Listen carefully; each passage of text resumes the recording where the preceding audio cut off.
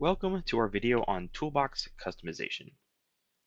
In this video, we're going to be talking about a few of the Toolbox customization options that you can find in the System menu. We're going to talk about the three of them, the data rules, the data samples, and the element rules or toolbox rules. We're going to talk about what these are, how you can actually configure them, and why you may want to set each of them up. We will be working on designer extensions in a different video at a different time. So the first one we're going to talk about are data rules. So data rules are visibility rules that get set onto data types. So this basically allows a user to remove different aspects of that data type from the view. So then when a user goes into their project or when they're building with some kind of data structure, they actually won't be able to see some of the subtypes underneath that structure. So if you need to limit that, you can do that. So you can remove any of the fields that fall underneath that particular data type, and it's really mostly useful in cases where you want to limit certain unneeded data types or remove access for users so that maybe a user doesn't have access to map everything on the data type, just certain things that they need to be able to have access to. Kind of helps clean up that designer a little bit and help them to work with only what they need or with some permission limitations as well if that's something that's important. So there's two places that we can make adjustments to this. The first one is on the project level. So on the project level, if you go to Manage Configuration Designers, you'll find a data rule folder. And from here, you can add a data rule. This will bring up a menu that will allow you to provide a name just for reference, as well as the data type that you're going to be referring to. Once you create that data type, then you'll be able to open up the rule designer and set up the rule, the visibility rule that allows you to block out certain aspects of the chosen data type. When you're in that rule, something else that'll be important to note is going to be some of the options that you have selected for the element. So just like you normally would set up a rule, when you go to select the data element, instead of having specific inputs that you get to choose, these are the options that you have to choose from. And so it's important to know what each one would do when you're trying to set up your rules for a data rule. So the first one is data type. Data type will allow you to remove any subproperties with the corresponding data type. So if you try to remove strings, it will remove all the strings underneath the chosen data type. So we'll use account as an example. So if you removed strings from the account data type, then a user might not be able to use first name, for example, or email address. Things that are strings under the account data type wouldn't be able to be found. Is list is just a simple boolean of whether or not it is a list or not. So if it is a list and you're removing all lists, then the lists will just not appear at all. Or you could do the opposite. Data path is removing the subproperties, but it's based specifically on the full data path. So like account dot email address, like everything from the main property to any subproperties underneath it, you would need that full path. So some cases where you may have less of a general naming or a general example, but something more specific could help you remove, something more specific as opposed to general things. Name is just removing it based on their name. So you would just look at the string of the name, and then you can use that name to remove certain aspects. Some of the things that you would think about with strings, just name contains, equals. You could even do like starts with if you wanted to remove things that started with the same letter, stuff like that. The last one is extension. This is another Boolean that just whether or not something is an extension. So if it is a part of extension data, then you can remove it. If it's not, then you could use that as well if you need to. And then there's also flow data. Flow data, the usual kind of flow data, it's always available as inputs, things like the initiating user and stuff like that that could be potentially useful when you're building out your rules. Now, these can also be built on the system level as opposed to in the project level. So if you do want to do it on the system level, you would go to System Designers, Toolbox Customization, and then the data rule category there. From here, these data rules will be utilized across the entire system. So not just on individual projects, but everything. And so then you have to be a little bit careful with this sometimes, because obviously if you don't want everyone to be limited, then you don't want to do it on the system level. The other thing that can be important here as well is that you cannot utilize any project level structures. You could only use the system level ones. So if I built a data type in my project, I would not be able to pull from that data type if I'm making my data rules in the system folder, because that's not available in the system, it's only on the project. but something that's available across the whole system, like the account data type or the groups data type. Something like that that's built into the decisions system already, those can be used on the system-wide level of these data types. So we're just going to take a quick look at this in an actual project, for example. So you can see if I go into here and I open up, you can see some of the data types that I have. I have this employee structure data type that I created in this project. But if I specifically go to manage, configuration, designers, I can see data rule as an option underneath here. And this is where I can build out rules. So I've got this employee email rule, for example, here, right? This one is simply just going to read the name and check if the name equals email address. So I'm just saying I want to remove the email address property. If you're familiar with visibility rules, like how you can set them up on a configuration folder for some entity, then it's very similar. If this runs true, that data element will be filtered out. It will not appear in the designers. So email address field, which is a field in my data structure for the employee data structure that I built on this project. Email address is a field here, but this should remove that field. So now if I go into a flow that has the ability to actually pull from this data structure. So here I'm passing the employee data input into this thing. If I want to try to map that data, so I can go and look at my employee data. Here's all of the default options, and then you'll see underneath here, here's all the elements that were built into my project. Or into my data structure. And I've got date of birth, first and last name, manager terminated. I don't have email address available to me at all, right? And that's purely because this data rule is completely blocking it out.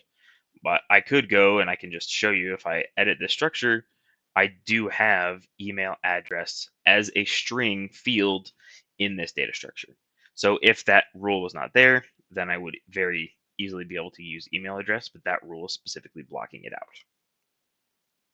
Now I can also do the same thing in the system level. So if you didn't remember where I got it, on your system folder, if you open designers, you go down to Toolbox Customization, we have data rules.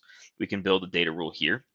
And it's the same thing like I mentioned. You provided a name and you can choose any data type. However, that data type cannot be a project level data type. So if I try to search for employee to grab that structure that was in the other project, I won't see anything in here. So again, it has to be system level so I can easily look for things like accounts, groups, document, all the things that are uh, built into decisions specifically in the system there, I can easily pull from. And then this will persist across the entire system. So just keep that in mind. You can either do the whole system or individual projects if you want to build things in here.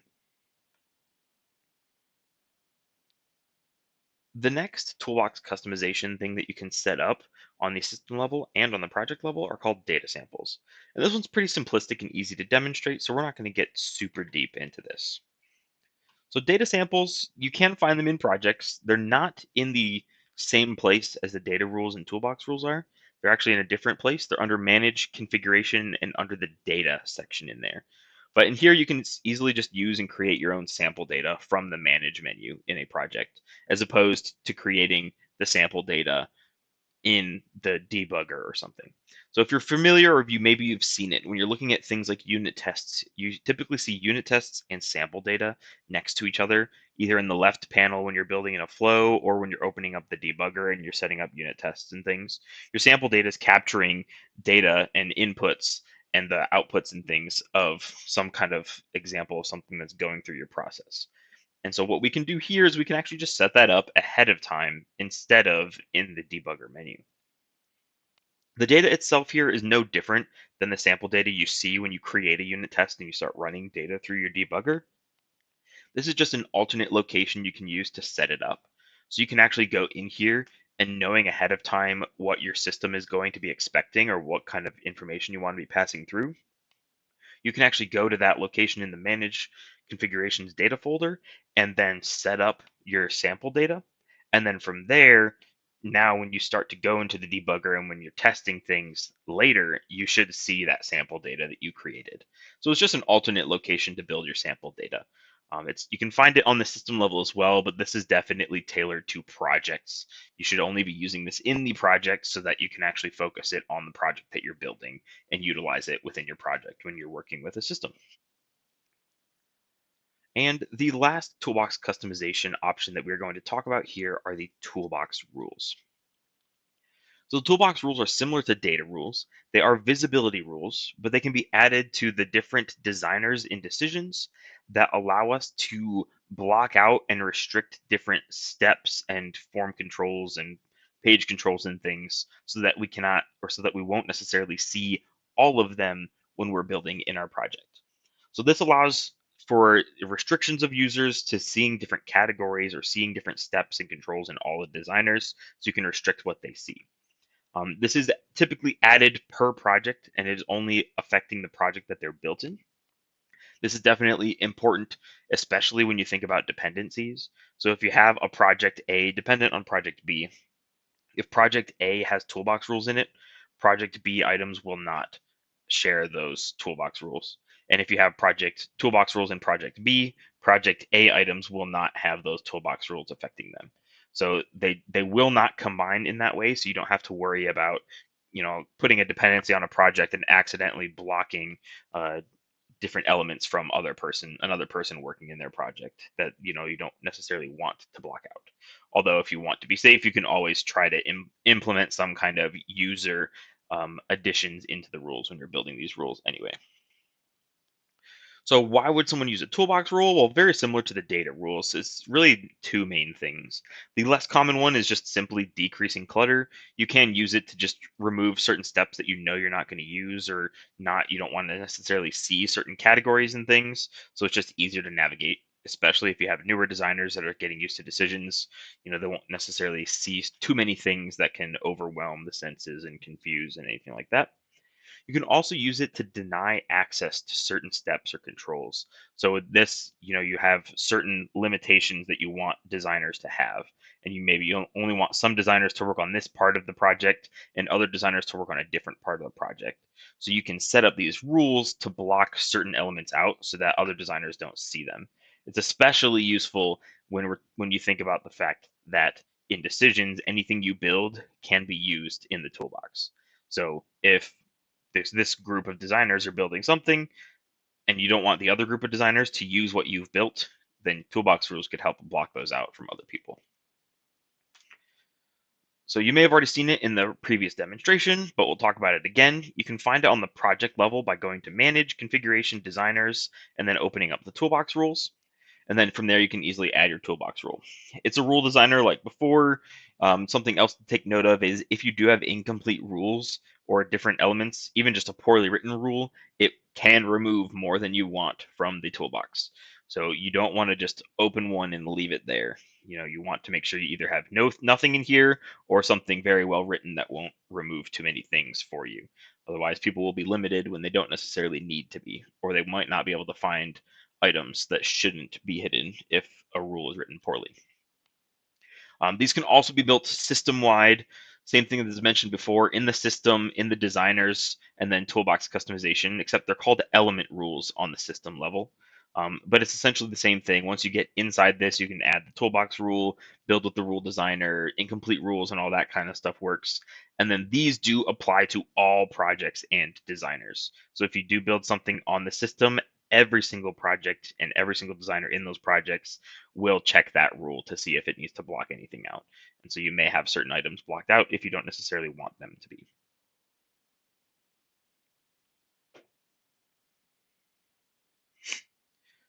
Similar to the data rules, we'll have certain elements that you'll have available to choose from when you're building these rules out. And so just to demonstrate what some of them are, you'll see type. This is just the type of the designer. So if you want to specify which type of designer so that you remove things from one designer but not from the other, you can use type. So you can, emphasize, I only want to remove these items from the flows toolbox, but not necessarily from forms or pages and things like that. You got categories. Categories, every single step in decisions has a category or a list of categories if a step might have multiple. And so what this one would do is it would read that list of categories that the step has, and if that list of categories, typically list contains whatever you're providing, or maybe even you're giving a specific list. But whatever that is, it'll check. And if that rule does have the specific category, then that particular toolbox item will disappear. Then you've got the name of the toolbox item, simply just looking at the name. Is category is a Boolean that will just check if it is a category or not. So, and then flow data like before, all of the typical flow data things, initiating user and things like that. Now we're going to go over some tips for using the toolbox rules. We're actually going to come back to that. We're going to jump to decisions now and take a closer look at some specifics with these. So now that we're in decisions, we're going to just take a look at a couple example toolbox rules that I built just to demonstrate what we can actually see. And we're actually just going to jump into a completely different project that doesn't have any toolbox rules on it, just to demonstrate what we have available. And so if I just open up a random flow here and we look at the lists of options we have, you can see here are all of the folders or categories that you can find items under. And if we look under the data category, for example, you can see a number of things in here that I want to point out before we jump to the one that has items being blocked. So we've got a list of dates. These are all date related items. So add days and convert things and get date and stuff like that. So there's a lot of date specific items you can find under here. Another thing that we want to take a look at underneath here is under the text. I want to point out that there's a lot of string-based text steps in the flows, right? So there's a lot of things like, if I keep scrolling down, get string from a bunch of different things. You've got, if you go down to the S's here, there's split string, sort strings, sign string, string equals, string is in list, a lot of S's that start with string. So just pointing out a couple of those things here. If I jump back into my project with my toolbox rules in it, and if I open the toolbox rules, I have two toolbox rules that I've added in here. So this one is if the name contains date. So it is going to read the name of everything in the toolbox and check if it contains the word date. And if it does, it is going to remove that item in the toolbox. In this one was a test just to demonstrate removing categories, so the category of annotation as well. And so if I go here though, I'm going to mostly check on this remove date step option here. So if I go into a flow, and I go to take a look at what steps I have available, I expand data, you'll notice that I actually don't even have the date category here anymore like I did in that other project. That's because it reads the name date and it completely removed this drop down from even being able to see things, right? One step that you could easily look for is the greater than, and there's three versions of this. There's greater than double, greater than number, and greater than date, but greater than date is not appearing for me because date is blocked out. Now, other things that have the category of dates aren't necessarily going to get removed. So I can see like add days and add days from now, they are under the dates category, but this specific name of this step is add days. It doesn't contain the word date, so that's why it did not get removed, right? And so that's something that I can easily see when I'm looking through here. You can also see annotation. There's a bunch of annotation steps. And since I have that toolbox rule that removes the annotation category, there's nothing underneath this section here because all of the steps that fall underneath this category have annotation as a category. So they actually will not appear in this section at all.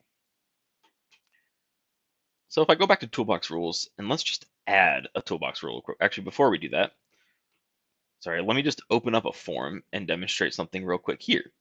So if I open up the form, this is just default form. I don't have anything necessarily blocking things out, except you'll notice I actually don't have dates available to choose from in here, right? So normally when you are working with a form, you should have dates as well. But remember, I have the one that's blocking out everything dealing with dates. So I actually won't be able to see my date picker or anything like that in a form because it is blocking out all dates from all of my toolbox rules, right? All things, as long as the name contains date, it's going to block them out. But what you can do is add a type to this and say, I want to only block out if the name contains date and the type of toolbox is a flow toolbox. So now this is only going to remove dates that are under the flow toolbox. So date specific items that are not in the flow toolbox will not appear there. So if I go and I open up my form again, you'll see already right there in my favorites, I've got my date time picker, right? And if I search date, I have my date time picker and my date picker available again.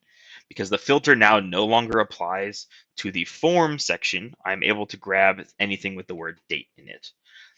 My filter now only applies to flows, so I still won't be able to open up any flows and find date specific steps anymore, right? But in my other designers, I'm not that limited.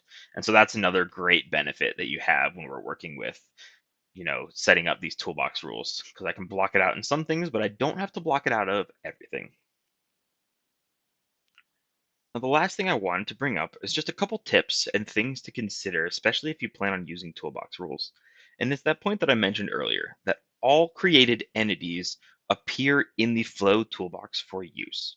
So you build something in decisions, you can find that item in the toolbox. I make a flow. If I search for that flow's name, I will find it in the toolbox and I can drag it in as a subflow. Same for if I make a rule. I can easily search for that rule and just drag it in automatically as a rule instead of needing to use the pick or create rule option, things like that. And so since I have this ability, then sometimes you may not want everybody to use those items that you created. And so if that's the case, let's say, for example, we take the financial lending training project. In that project, we have various forms that are utilized for different groups. There's a section of forms that are for the borrower to view. There's a section of forms for the loan officers to view. And so maybe this company that's has these designers working in decisions says, I want this group of designers to only work with the borrower's functionality, and I want this group of designers to only work with the loan officer functionality, right? And maybe they're all in the same project, but I say, I don't want the loan officer designers to view the borrower designer's information and vice versa. So you may want to consider something like consider the way that you name your items, especially if you want to use toolbox rules to block out certain items here, right? So here we've got a list of these 5 documents or forms that borrowers can use. So if I don't put borrower in front of these are just employment form, personal information form, signed document, and so on.